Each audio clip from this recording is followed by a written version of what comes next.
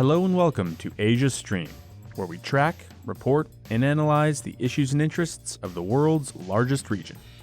I am Jack Stone Truitt, Nikkei Asia business and markets reporter here in New York City. Today's episode, Afghanistan 1 year after the Taliban takeover. On August 15, 2021, the Taliban captured the capital city of Kabul, overthrowing the government of President Ashraf Ghani and reinstating the Islamic Emirate of Afghanistan. Just over 2 weeks later, the United States ended its 20-year presence in the country, withdrawing the last of its military forces on the ground. It's now 1 year later, and the situation is dire.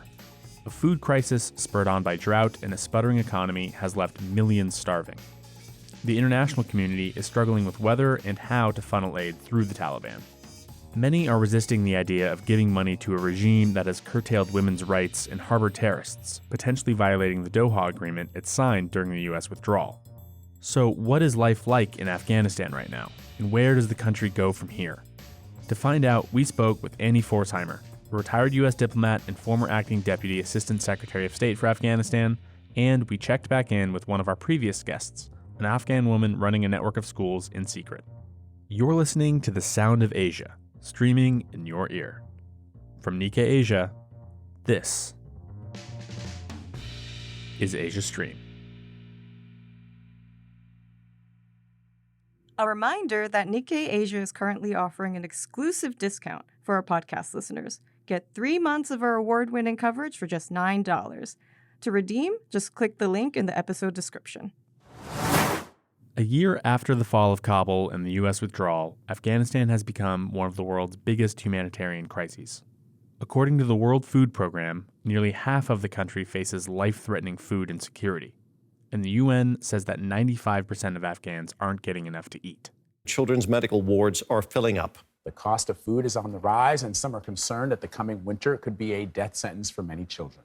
The hunger crisis has been brought on by a perfect storm of drought and a devastated economy. Like the rest of the world, Afghanistan is dealing with the pains of inflation and economic shocks of the war in Ukraine.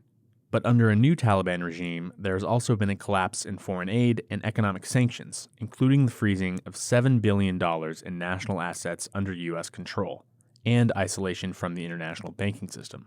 Ordinary citizens have been left unable to access or receive money from outside of the country. The UN Development Program says the Afghan economy contracted by 1/5 last year. So why the continued economic isolation? Largely because it's been a year of broken promises from the Taliban. When they took over, they promised amnesty for those working with the previous government. Instead, the UN says, there have been 160 extrajudicial killings and even more arrests and detentions of former officials. They said the press would be independent, but 122 media members have been arrested or detained. They said that women would not face discrimination. Instead, the Taliban have ordered all women to cover their faces in public and to only leave their homes out of necessity. Amnesty International says that some women protesting these restrictions have faced torture and abuse. And then, of course, they've stymied girls' education. When the Taliban first took over, they temporarily closed all schools, later reopening many of them, but specifically not any secondary schools for girls. Some private schools are still operating, but for the most part, the situation is that high school girls are not getting formal education right now. At the beginning of this year, the Taliban repeatedly promised that it would reopen secondary girls' schools in March. They kept saying that up until the very morning of the supposed reopening. The day started so well for these girls in Kabul as they returned to school for the first time in 7 months. But a few hours later, that sense of optimism had completely disappeared. Afghanistan's girls are distressed. Many are in tears. A last-minute turnaround by the Taliban on allowing girls to attend secondary school has left many wondering about their place in Taliban-ruled Afghanistan. In our last Afghanistan episode back in January, Asia Stream correspondent Monica Hunter-Hart interviewed a woman who was running a network of schools in secret called SROC. She uses the pseudonym Peristo for safety reasons. Monica spoke to her again this week. When they last spoke, Peristo's network included 4 schools. She now has 6, made up of almost 300 students. Here's Monica's interview. So thank you again for taking this time. I would love to just start by asking you how your life has changed since we last spoke about 7 months ago, and how Afghanistan has been changing around you. Thank you for having me again. Since last time we spoke, and lots of things changed. I mean, the last time we spoke, and lots of like female businesswomen were still having the hope that we might have the chance to go on with the work that we are having here, because girls like me, we had bigger dreams. Like I was waiting to have a exam to pass that and be a diplomat, but it never happened anymore. I have the diploma of political science and diplomacy. I wanted to be a diplomat for my country and serve this country and be in the UN as a representative of my country, but today, we do not even have the right to have our own flag on our chests and on our hands. We do not have the right to go out. We do not go out that much as we had before. We do not have the right to have the outfit that we want. So lots of order have been there and on the table, censoring the social media and also the press. They have been very much restricted nowadays, and they cannot even, if when an attack happens, they do not have the right to go and take a report from that. They're gonna just beat them up and tell them not to shoot anything from what happened there. Lots of war is going on right now in the country, from different terrorist groups. They have found it here.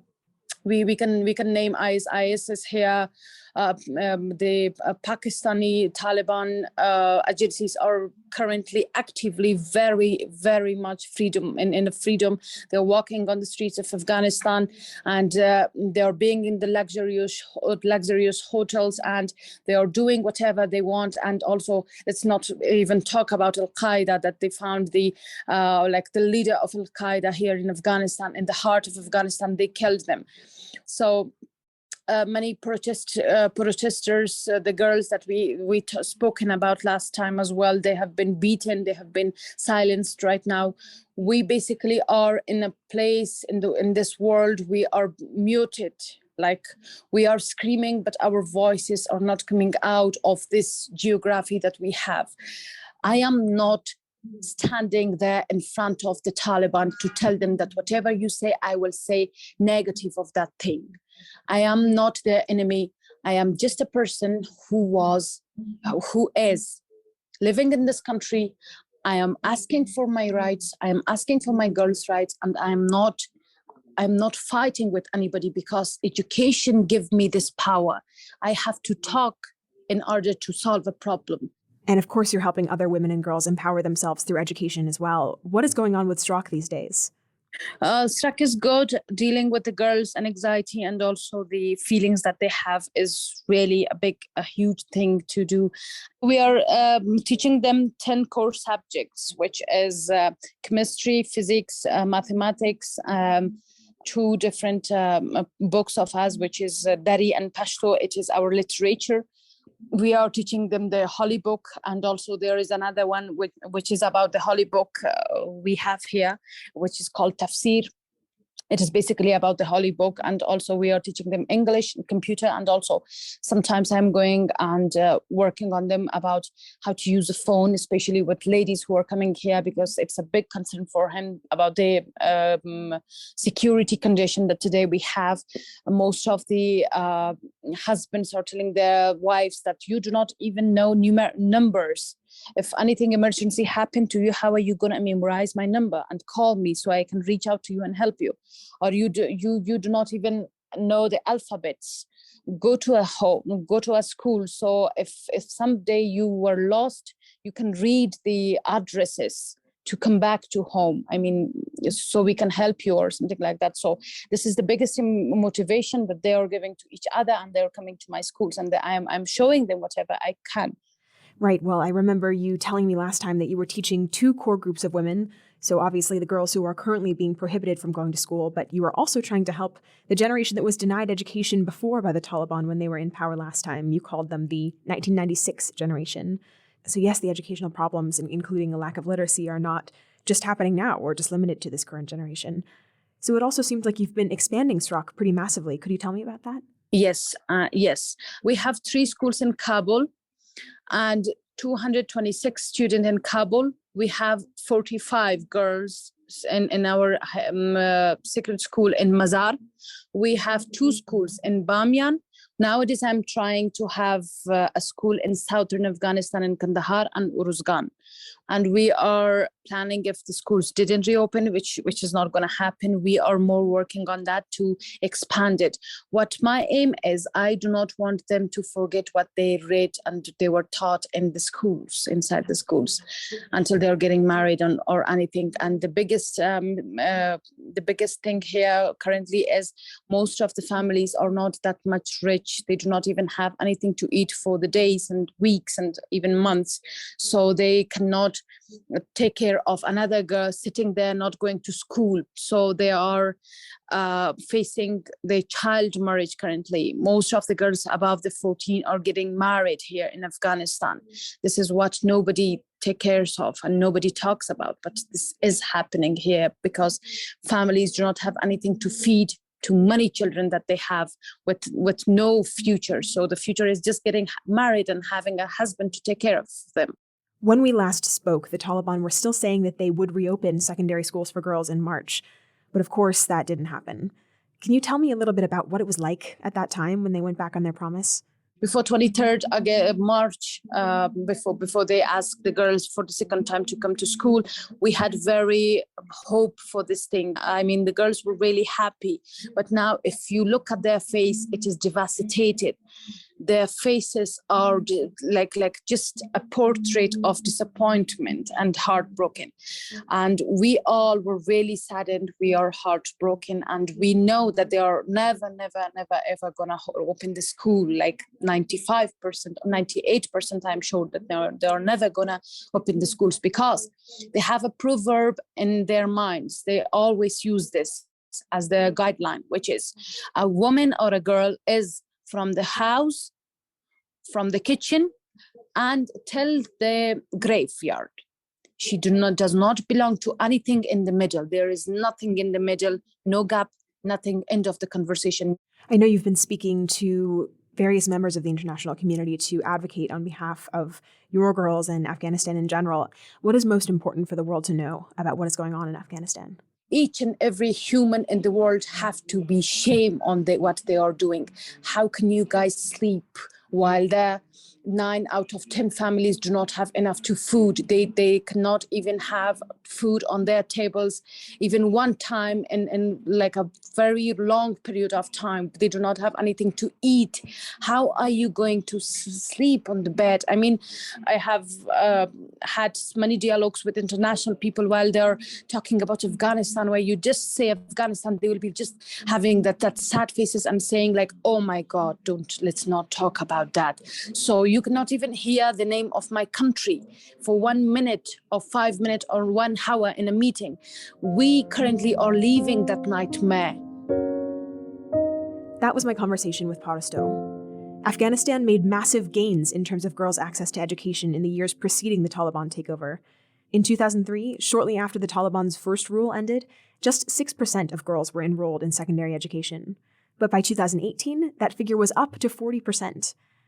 Now, once again, and for the foreseeable future, most Afghan girls above the 6th grade will be unable to access formal education. Back to you, Jack.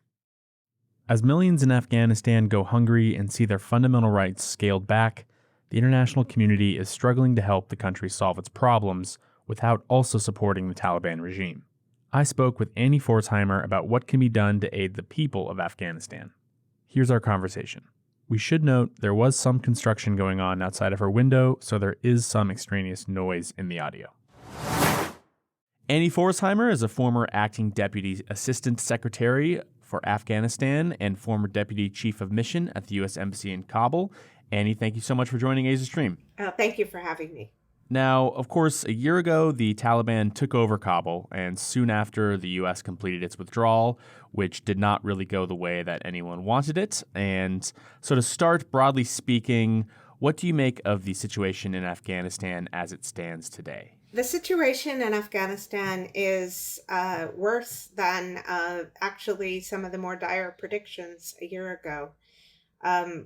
those of us who have been following Afghanistan for a while never actually believed that the Taliban would, have a more inclusive or, let's say, a more approachable vision for Afghanistan and human rights, and particularly women's rights. But the speed in which they have imposed their rule, the more draconian aspects of it, and frankly, for me, the ruthlessness with which they've put down any dissent, those are really all the worst case scenarios. And now, to that point, it seems like the kind of the battles within government or kind of cultural battles in Afghanistan are and have been won by the more hardline faction of the Taliban. And I guess I'm just wondering how likely of a scenario it is, or is there a scenario in which the more moderate faction kind of takes back control, or is there any kind of framework in which to embolden that more moderate side of the Taliban, which we thought we might see a year ago, but clearly, as you've said, has not come to fruition? If they're not to turn themselves into essentially a regime like Assad or North Korea, where any kind of even criticism, much less violent dissent, is put down ruthlessly. If there's going to be any version of a negotiated way forward out of their economic crisis and their political crisis, then there are going to have to be people in Afghanistan who are, not Taliban themselves, but who have the Taliban's ear. And maybe those are going to be local leaders, local religious leaders, business people, landowners. Are there any groups, in other words, who can form a kind of dialogue and work with the Taliban to widen the approach of that group to governing? And so far, those people haven't really emerged. There are some parts of the country where the Taliban's rule is less strict, it appears, but there hasn't been this kind of emergence of another group of local leaders. The Taliban is very, very clear that unity is the most important value that they are pursuing right now. The international community, of course, can play and is playing a role here. And anyone familiar with the history of Afghanistan might be weary of that history repeating itself by supporting groups from within against the Taliban. So what might outside support look like that doesn't repeat some of the mistakes that led to where we are now? Yeah, absolutely. And I think I'm intending to, in every way, describe a process that would be nonviolent and not armed. One of the easiest distinctions to make is the international community deciding to arm or not deciding to arm opposition. And right now, there's almost no appetite whatsoever for arming people, paying for that. There's disappointment in some circles that there's no appetite for it, but there is none. The process I'm describing is genuinely supposed to be community-based dispute resolution. And that could be a break from past cycles of outside intervention in that, I honestly think no outsider could possibly know what it would look like. And it would only look like providing a bit of space for Afghans to speak with each other. There is a role for the international community, I believe, in any country that's observing this level of gross violations of human rights, that we have to help protect, the human rights defenders themselves. The only real tool that we have on the ground is the UN Assistance Mission to Afghanistan, or UNAMA. The Security Council, somewhat miraculously back in March, only a month after the start of the war in Ukraine, came together to provide UNAMA with a relatively strong mandate. Under the right leadership, which it has not had, they could be doing more to try to empower all those voices that I mentioned. What kind of responsibility and role should and does the U.S. have here? I mean, both kind of, I guess, morally or ethically, given our involvement, and kind of practically, I mean, given the war in Ukraine and rising tensions in Taiwan, what's a feasible role that the U.S. could also have? I will point out that I was a diplomat for 30 years and served my country in a couple of war zones and in difficult environments, and I did that with pride. But I would say that the moment for the United States dominating and and being domineering over Afghan policy is over.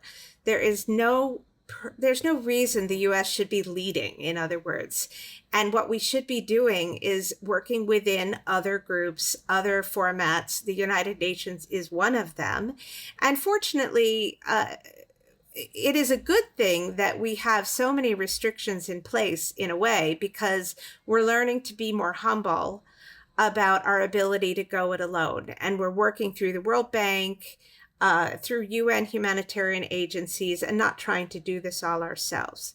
Our moral responsibility is to not let this subject drop off of the front burner of groups like the UN Security Council. There we have a lot of power to keep the agenda focused on Afghanistan, among other crises, as you point out, but it cannot be allowed to just drift away. That's our responsibility. And to pivot a bit here to the more, I guess, security side of things, obviously the Afghanistan is kind of a possible incubator for terrorism as a major concern, and one that's growing given how the Taliban has fared.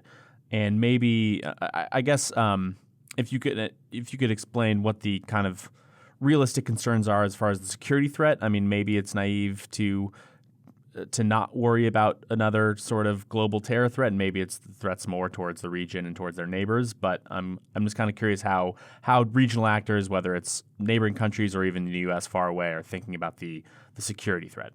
Sure. I think that also has a couple of parts in terms of an answer. The regional neighbors actually have quite a bit to worry about. Afghanistan seems to be the hotel for everybody's terrorist group that cannot be in their territory. So there are Chinese-oriented terrorists, and those against India, and those against Pakistan, and those against Central Asia. All of them are located, according to the UN's own open reporting, within Afghanistan. Of course, there's also the Islamic State. So I think that the threat, to put it briefly, is either it's directly from Afghanistan, from any of these groups that are finding safe harbor, and Al-Qaeda chief among them, or it is the threat that is posed by their example being seen as proof of concept to other groups around the world who see the Taliban's success as an inspiration.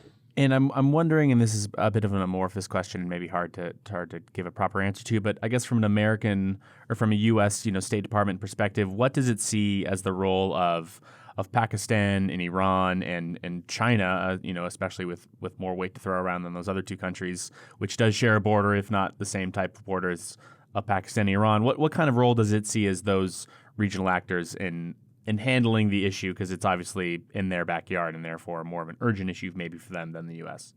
Well, I think a slightly naive view was that those were countries who wanted Afghanistan to be stable because they bordered, because there would be repercussions of refugees and economic problems. And I think what's really the case is those countries would probably prefer Afghanistan to be stable, but they will settle for Afghanistan being weak. Iran has water interests with Afghanistan that are certainly served by having a weak or compliant government in place. Pakistan can dominate the way that I think it has always wanted to and planned to. And China's influence through the Belt and Road Initiative and through mineral concessions is growing in Afghanistan. I don't think China cares that much about Afghanistan. I think they want it to remain out of the Western orbit, but they're not that interested in whether it's strong or successful or stable. So I think that it's having left this country to a predatory neighborhood. What we'll see is that everybody around, including Russia through the Central Asian states, is going to do what it likes in Afghanistan. Finally, it's kind of a broad question and maybe impossible to answer once again, but where does Afghanistan and where do the Taliban go from here? I mean, obviously there's all these questions of the international community and its decisions, but I mean for the people in Afghanistan and the Taliban themselves, what might the next year look like? I think for the people, it's a desperate period. There's resilience there, but a lot of the stores that people had to get them by the hard times are being exhausted. The drought is continuing. Afghanistan obviously was a poor country before August of 2021. So everything about its poverty and the difficulties has been exacerbated. The economy doesn't look like it's going to truly recover even to a percentage of where it was. It's going to stay probably stagnant. I think the international community is able to avert a crisis of famine. This is an incredible thing to say about a country. And I think as far as the Taliban past behavior shows, they don't care. If they wanted to take over a country and have responsibility for 40 million people in it, then they would know it's their turn to give some concessions to the international community. But their vision of unity, their vision of their ideology and what it requires is so strong that I don't think for the time being there's going to be any change in their behavior. Annie Pforzheimer, thank you so much for your time today. You're welcome. Thank you. That's it for Asia Stream this week. As always, I encourage you to head to Nikkei Asia at asia.nikkei.com for more in-depth coverage of Afghanistan and all things related to Asia. If you enjoyed this podcast, please share, subscribe, and leave us a review, and hopefully a 5-star rating. And a last reminder that Nikkei Asia is currently offering an exclusive discount for our podcast listeners. To get the discount, just click the link in the episode description. This episode was produced by Monica Hunter-Hart and myself. I'm your host, Jack Stone Truitt. This is the last of our somewhat unconventional summer episodes. Next time, Wash Khan will have returned from his vacation, so Monica and I will no longer be double teaming it, or shall I say, double streaming it. Talk then.